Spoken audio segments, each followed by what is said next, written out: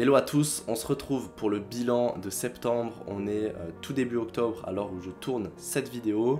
Et ce que je vais faire, si vous ne connaissez pas le concept, c'est que je vous détaille tout ce qui s'est passé sur notre mois de septembre, donc sur le mois précédent, en termes de chiffres, ce qu'on a fait, est-ce qu'on a atteint nos objectifs ou non, quelle est notre vision, qu'est-ce qu'on va mettre en place. Donc en fait, je vous fais un récap de nos différents mois. Je l'avais fait directement sur les 2 mois de juillet-août, donc si vous n'avez pas encore vu la vidéo, je vous invite à la regarder, comme ça vous permet aussi de suivre l'avancée, de voir un petit peu ce qu'on met en place, ce qu'on fait, les résultats qu'on a, etc. Et on vous partage ça en toute transparence. Le but de la vidéo, c'est que vous vous immiscez dans ma vie et que vous voyez ce que je fais, ce que je mets en place, etc. Et dans notre business, et de prendre du recul par rapport à tout ce qui est mis en place. Bon, je sais pas si ça s'entend, mais je suis un peu malade. Je tenais quand même à faire la vidéo assez rapidement pour qu'elle sorte début octobre et pas qu'elle sorte mi-octobre, et pour que ça reste dans la continuité. Donc j'espère que vous m'en voudrez pas pour ça. Donc comme tu l'as compris, cette vidéo elle va être un peu plus chill. Moi j'ai mes notes là et le but c'est que je te partage un petit peu la vision, les objectifs, ce qu'on a fait, etc. en toute transparence. On se retrouve directement pour le premier point, ce que j'ai fait sur septembre, sur tout l'aspect perso. Alors j'ai commencé le mois de septembre en me disant il faut que je me mette à fond. On avait fait 2 très bons mois de juillet et d'août et j'avais envie de continuer sur cette même lancée et vraiment de poser les bases, de poser la structure pour aller chercher de gros résultats jusqu'à la fin de l'année. Je me suis rendu compte que j'étais plus efficace que les mois de juillet, août, mais parce que j'ai passé beaucoup plus de temps.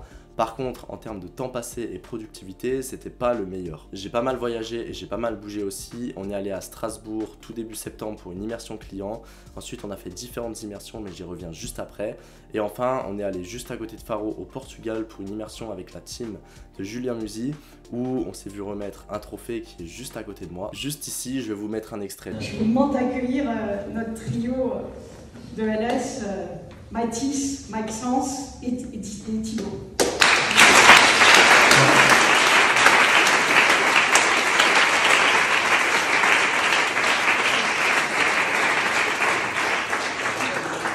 Alors nous, il y a 10 ans, je sais plus en quelle classe on était, mais on était avant la 6e. On rentrait au collège peut-être. Même pas, même pas. En même temps. Ouais, enfin bref, il était en CM1, CM2. Et du coup, comment ça s'est passé pour nous? En fait, j'ai rencontré Thibaut qui avait déjà son business en BTS. Je suis allé en BTS à Lyon. En fait, j'avais le choix entre Lyon et Grenoble. Et j'ai décidé d'aller à Lyon sur un coup de tête le dernier jour. Content d'être ici.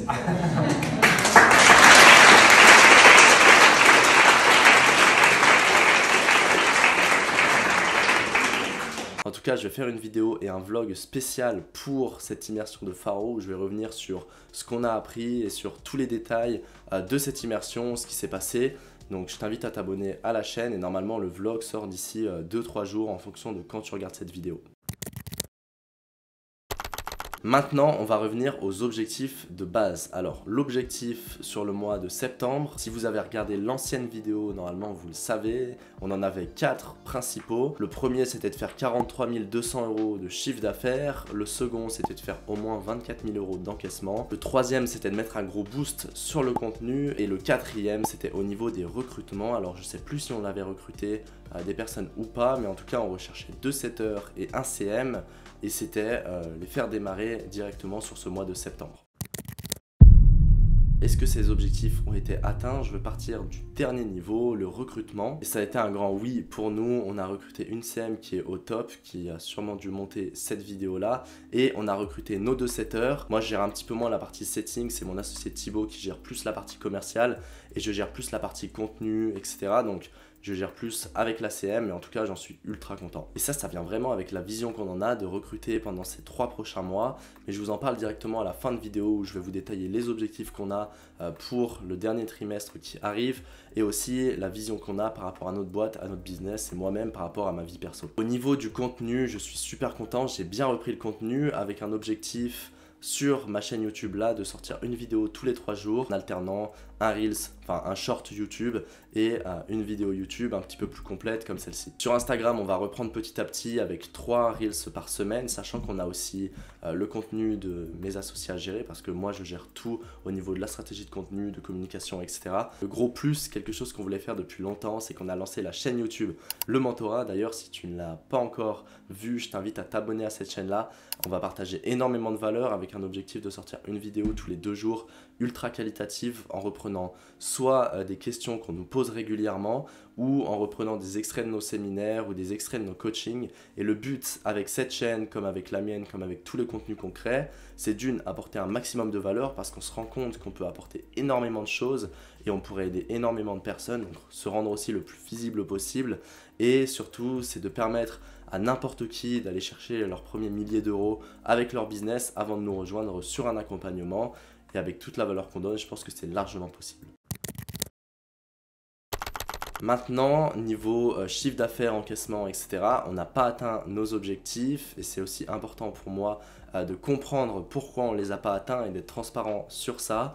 Alors, on n'a pas fait un mois horrible non plus. Le but, c'était de viser 43 200 €, il me semble, de chiffre d'affaires et on a fini le mois à 28 800 € de chiffre d'affaires signé. Et le but, c'était aussi de faire 25 000 € d'encaissement et on est à un peu plus de 23 000 €. Mais normalement, vous le voyez sur le tableau qui apparaît directement, un peu plus de 23 000 € TTC et plus de 21 000 € hors taxe. Au final, on est quand même assez content, sachant qu'on touche les 30 000 € de chiffre d'affaires signé et c'est quand même un bon mois. Et le truc qui a fait qu'on n'a pas atteint nos objectifs, pour moi, c'est qu'on avait énormément d'immersion et on avait tout qui est venu en même temps et on a sous-estimé le temps que ça allait nous prendre, sachant que les recrutements, ça nous a pris beaucoup de temps pour former les personnes au début, etc. Et sachant, je vais te mettre un calendrier juste là, mais qu'on avait une immersion du 31 au 2 septembre, qu'on avait une autre immersion après du 7 au 9, qu'on avait encore une immersion du 12 au 14 et ensuite qu'on était au Portugal du 25 au 30 si je ne me trompe pas. Donc au final ça a été très bénéfique, sauf que ça nous a pris énormément de temps et donc on n'a pas pu prendre tous les clients qu'on souhaitait. Et du coup la dernière chose, c'est qu'on avait énormément d'appels avec des prospects, des personnes qui étaient intéressées pour nous rejoindre, qui devaient tomber normalement la dernière semaine de septembre, sauf que la dernière semaine de septembre on était en immersion au Portugal et on n'a pas pu prendre ces appels qu'on a décalés là sur début octobre, mais du coup on aurait pu largement atteindre notre objectif si on avait pris ces appels là fin septembre. Donc bon, c'est pour ça qu'on va recruter un peu plus sur octobre pour pas que ce genre de choses arrive et c'est pour ça maintenant que tout commence à rouler niveau recrutement, etc., que c'est beaucoup plus intéressant. Point positif de tout ça, c'est qu'on a quand même fait 2 très bons mois en juillet, août et qu'on a fait quand même un mois correct en septembre et donc on a calculé qu'on allait encaisser entre 20 et 25 000 € sur ces 3 prochains mois, même si on fait rentrer aucun client, ce qui nous permet largement de faire croître l'entreprise sur toute l'année 2023. Normalement, on devrait encaisser au moins 10 000 € par mois, même si on fait rentrer aucun nouveau client, parce qu'on a des paiements récurrents, etc. Donc c'est quand même super intéressant et on a quand même un business qui tourne très bien, même si on est un peu moins présent sur l'acquisition sur certains mois, mais il me semble que j'en avais déjà parlé sur le précédent bilan. Maintenant, la vision jusqu'à la fin de l'année, c'est quoi? Avant de vous parler des objectifs, on a plein de choses qu'on a calées et justement l'immersion qu'on a fait au Portugal, ça nous a permis de mettre plus de clarté sur tout ça et de voir concrètement là où on voulait aller. La première chose, et ça j'en parlais déjà sur le précédent bilan, mais c'est de mettre un énorme boost sur le contenu parce qu'on a beaucoup de choses à apporter et surtout on peut aider énormément de personnes et nous, ça nous permet de nous faire connaître et on s'en est rendu compte que le contenu, les gens qui nous suivent, vous qui regardez cette vidéo, c'est vraiment un actif qui est ultra précieux pour nous et ça nous permet aussi d'apporter de la valeur et de trouver des clients tout simplement. Donc c'est ultra important pour nous et on veut vraiment mettre un gros focus, un gros boost par rapport à ce contenu-là et surtout dans notre domaine, on va dire dans notre niche. Toutes les personnes qui aujourd'hui ont des gros business qui tournent bien dans l'infoprenariat en France, etc. Elles ont toutes des grosses chaînes YouTube ou elles ont toutes des grosses audiences. Je pense à Théophile Hélier, David Laroche, Franck Nicolas, etc. Alors même si elles font de la publicité, même si elles ont d'autres systèmes d'acquisition, c'est toujours quelque chose qui est ultra intéressant et ultra important. Le deuxième point, c'est de structurer et de déléguer quasiment tout. En fait, on se rend compte qu'il y a plein de tâches, qu'il y a plein de choses qu'on fait au quotidien qui pourraient être déléguées assez simplement ou alors qu'une autre personne pourrait faire à notre place beaucoup mieux que nous. Et une fois qu'on se rend compte de ça, ça nous permet nous de nous focus sur notre zone de génie. Et la crainte qu'on pourrait avoir au début, c'est de se dire mais si je délègue, je vais perdre de l'argent parce que là j'ai un business, je fais 10 000 € de chiffre d'affaires mensuel, j'ai 80% de marge, sauf que si je délègue, je vais plus avoir 80% de marge, je vais peut-être avoir 50, 60%, donc au final je vais perdre 2-3 000 €. Mais c'est une erreur de penser comme ça parce qu'aujourd'hui ce qui te bloque, c'est que tu fais des tâches qui ne te rapportent pas suffisamment dans ton business. Et la seule façon de gagner plus, du coup pour toi ça va être de travailler plus. Je te prends un exemple. Imaginons que tu fais du montage vidéo dans ton business et que ce montage vidéo là c'est une tâche qui coûte à peu près 20 € de l'heure à déléguer. Ça veut dire que tu fais des tâches qui t'apportent 20 € de l'heure, donc même en travaillant 10 heures par jour, tu gagneras maximum 200 € par jour. Et donc ta seule façon de gagner plus, ça sera de travailler plus, sauf que tu vas arriver d'une à saturation, de deux ça va te bloquer à un certain niveau et donc tu vas faire face à un plafond de verre et tu pourras pas aller plus loin dans ton activité. Par contre, si toi ce qui te gagne et ce qui t'apporte le plus, c'est de réfléchir à des systèmes à mettre en place, de réfléchir à de nouvelles offres, et là sur cette tâche-là tu gagnes 500 € de l'heure, ça sera beaucoup plus important pour toi de déléguer tout le reste et de concentrer sur cette tâche parce que tu vas travailler beaucoup moins mais gagner beaucoup plus. Et en plus ton business aura moins de fluctuations parce que tu auras des personnes qui vont gérer des choses à ta place et tu ne seras pas, si tu es malade ou autre, en train d'avoir une baisse de chiffre d'affaires, etc. Et ça je vais en parler directement dans le récap qu'on va faire du vlog de Faro et je t'invite à t'abonner à la chaîne pour ne pas louper ça. La troisième chose, c'est qu'on veut petit à petit reprendre la prestation de service en plus de l'accompagnement. Là actuellement on fait uniquement de l'accompagnement, donc on forme la personne à le faire, on l'aide à développer, à structurer son business avec comme canal d'acquisition principalement Instagram, sauf qu'une fois qu'elle arrive à un certain niveau dans son activité, elle doit déléguer, etc. Et avant ce qu'on faisait, c'est qu'on recommandait des prestataires, qu'on recommandait des CM ou des agences pour gérer leur compte Instagram, gérer leur réseau et pour se libérer du temps dessus. Sauf qu'on s'est rendu compte qu'il n'y a pas mieux que nous pour le gérer parce qu'on connaît parfaitement nos clients, la stratégie, on s'en fout globalement d'avoir des centaines d'abonnés, des milliers, des dizaines de milliers d'abonnés. Ce qu'on veut, c'est développer l'entreprise, développer le chiffre d'affaires et donc trouver un mix entre développer son contenu, développer sa communauté et vraiment avoir un gros chiffre d'affaires par rapport à certains clients. Avec nos meilleurs clients qui tournent à peu près à 80 € par nouvel abonné. Si vous voulez savoir comment on le calcule, on regarde juste le chiffre d'affaires qu'il a fait, combien il a eu de nouveaux abonnés et on définit tout ça directement. Donc on a des comptes Instagram qui sont ultra rentables pour nos clients, sauf qu'on a du contenu qui doit continuer à tourner et nos clients qui ne peuvent plus le gérer. Donc on reprend petit à petit la prestation de service. Là, on a trouvé 3 nouveaux clients sur ce mois-ci pour cette offre-là. On a plus de demandes que ce qu'on peut accueillir pour le moment parce qu'on a vraiment envie de garder peu de clients sur cette offre-là, mais vraiment agir avec eux comme des partenaires, comme des associés pour grossir tout ça et avoir une vision beaucoup plus long terme sur le tout. Donc c'est quelque chose qui va se développer au fur et à mesure. Le but avant la fin de l'année, c'est d'avoir suffisamment de clients pour tourner à 10 000 € mensuels. L'autre truc super important, c'est que c'est des paiements récurrents et des paiements mensuels.